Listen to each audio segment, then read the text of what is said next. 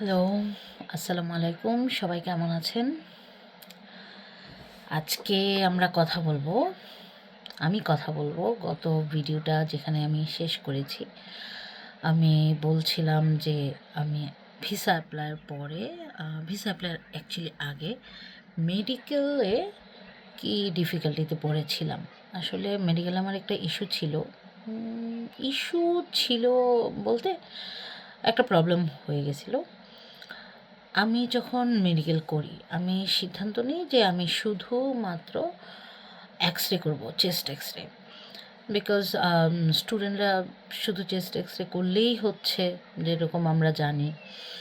তো আমি শুধু চেস্ট এক্স-রে করব, যেটার খরচ হচ্ছে ৩,০০০। আর আমি এটা সিদ্ধান্ত নিই যে আমি এটা আমার বাসার আশেপাশে করব। তো আমার বাসার পাশে ছিল গ্রিন ক্রিসেন্ট।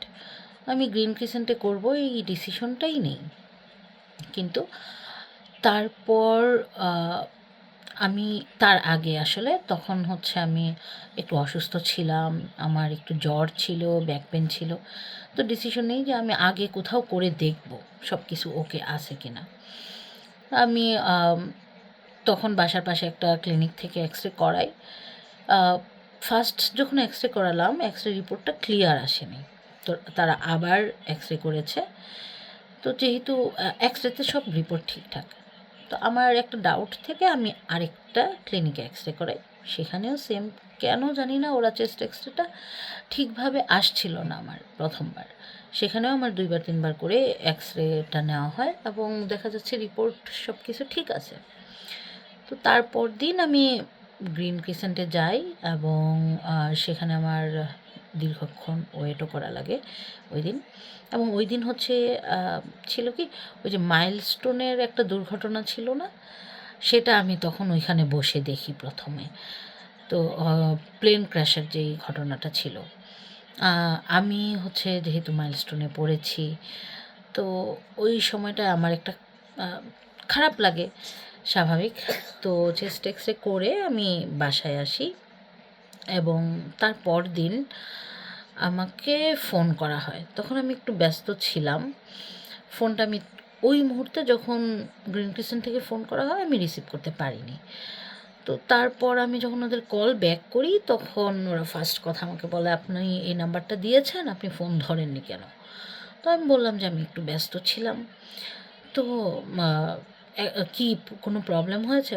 বলল, "হ্যাঁ, প্রবলেম হয়েছে, তাই আপনাকে ফোন করেছি। আপনি কালকে আবার আসেন, আবার আমরা এক্স-রে করব।" তো আমি বললাম যে, "হ্যাঁ, কী প্রবলেম হয়েছে?" তো বলতেছে, "সেটা তো আমি জানি না। সেটা ডাক্তার জানে। আপনি আসেন আগে, দেখা যাক।" তো পরদিন হচ্ছে আমি আবার যাই, আবার এক্স-রে করি। আমি ভাবলাম যে ওকে, আমার মনে হয় একবারে ঠিকঠাক আসে না তো চেস্ট এক্স-রেতে। আম এক্স-রে করি এবং ওরা আমাকে আর কিছুই বলেনি যে রিপোর্ট ওকে অর নট। পরদিন আমি ওদের আবার নক করি যে আমার রিপোর্টটা কি ঠিক আছে?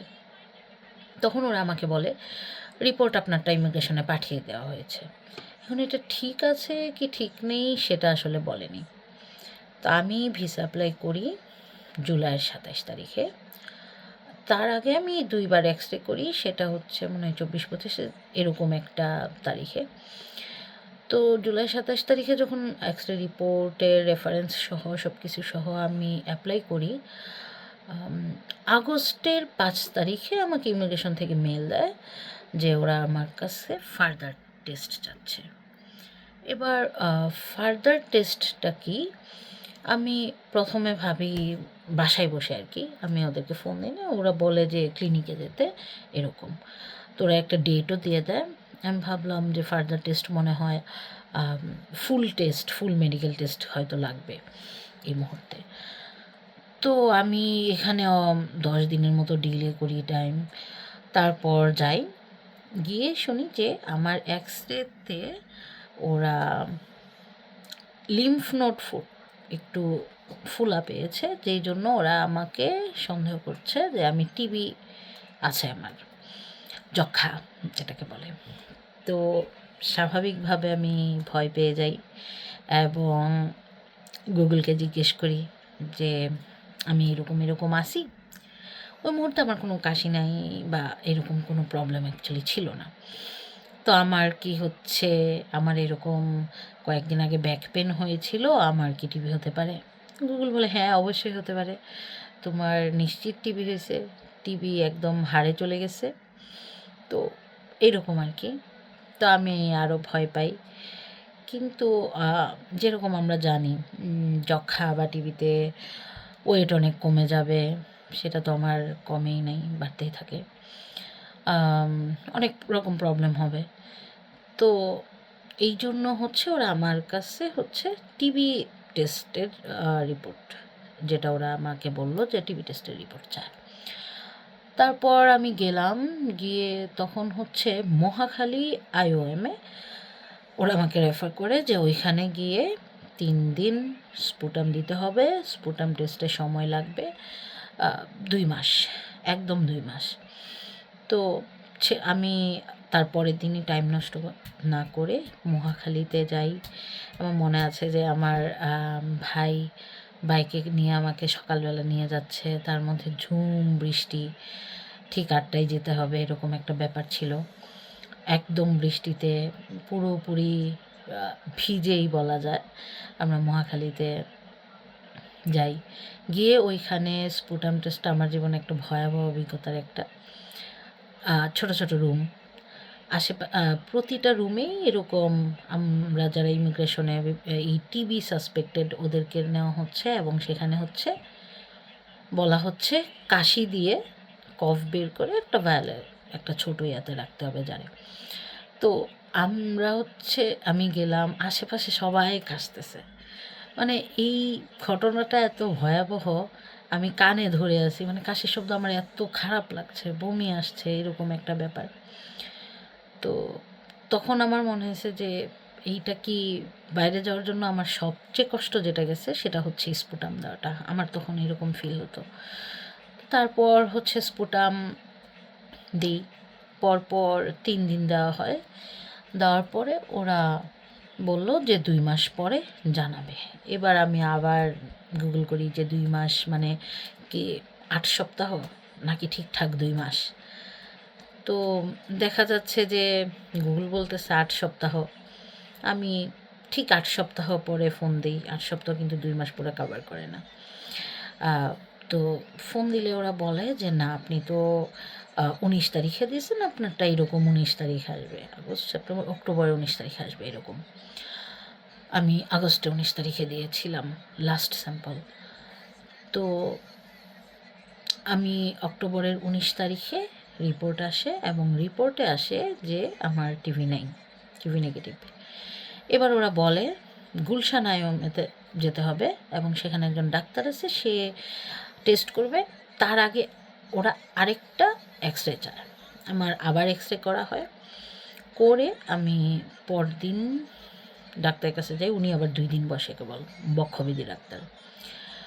তো আমি হচ্ছে বললাম, গেলাম, যাওয়ার পরে সে বলল যে দেখো তোমার যে রিপোর্ট সেটা তো এখনও লিম্ফ নোডটা ফোলায় আসছে, কিন্তু দুইটার পার্থক্য হচ্ছে আগেরটা একটু বেশি ফোলা ছিল, এখন একটু কম ফোলা। তো আমাদের তো দেখতে হবে, বের করতে হবে কেন তোমার লিম্ফ নোডটা ফোলা। তা আমি হচ্ছে এমনি চ্যাটজিপিটি করে গেছি, গুগল করে গেছি যে কী কী প্রবলেম হতে পারে, কেন ফোলা থাকতে পারে।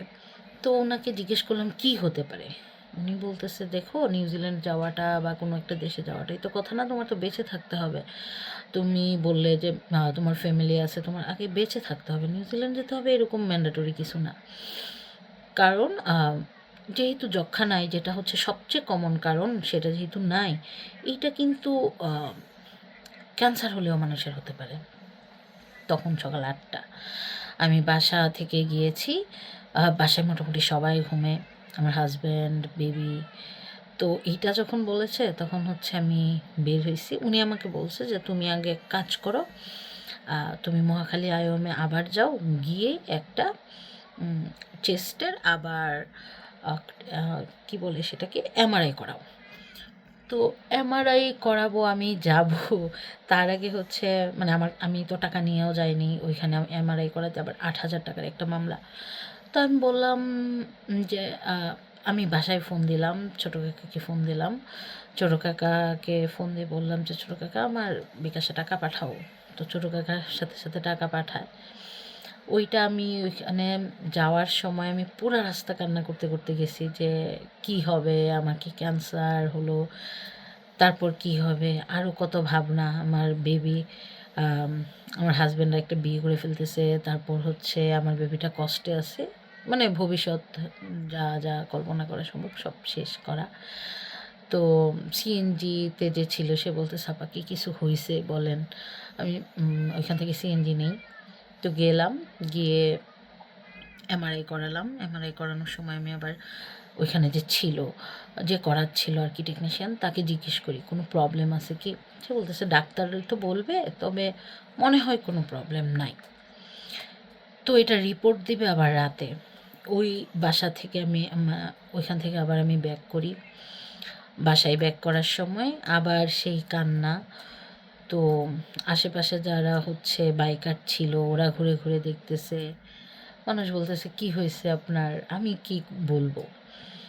তো রাতে 8টায় রিপোর্ট আসার কথা, 8টায় রিপোর্ট আসে না। আমার ভাই হচ্ছে একটা মেডিকেল কলেজে, ওর তখন ক্লাস চলে, ফাইনাল প্রফ সামনে এরকম একটা ব্যাপার ওর।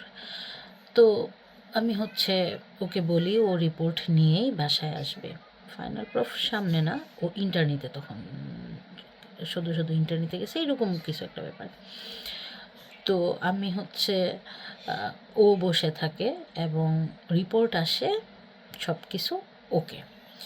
তো এই যে মাঝখানে আমার একটা ভোগান্তি, এতবার এক্স রে করা, যেমন যেমন এমআরআইতে যেহেতু এটা হচ্ছে ওরা একটা কালার দেয় এবং সবগুলা ভেইন সবগুলা খুব সুন্দরভাবে দেখা যায় কোনো প্রবলেম আছে কি না, সেখানে কোনো প্রবলেম নাই। তো তার মানে এক্স রে রিপোর্টগুলোতে কোনো প্রবলেম ছিল, যেটা আসলে আমার মধ্যে নাই, ওদের এক্স রেতে আসছিল এরকম। তো এই মাঝখানে আমার 2 মাস এক্স রে রিপোর্ট পেতে, তারপর আবার হচ্ছে ডাক্তার দেখানো, এখানে আমার আরও 15 দিন। আবার এই রিপোর্টটা তারপর ডাক্তার সাবমিট করে যে না, তার রিপোর্টটা ওকে আছে এরকম, তার এই প্রবলেমটা নাই। তো এই রিপোর্টটা সাবমিট করে তারপরে শুরু হয় অ্যাকচুয়ালি আমার ইমিগ্রেশনের জার্নি।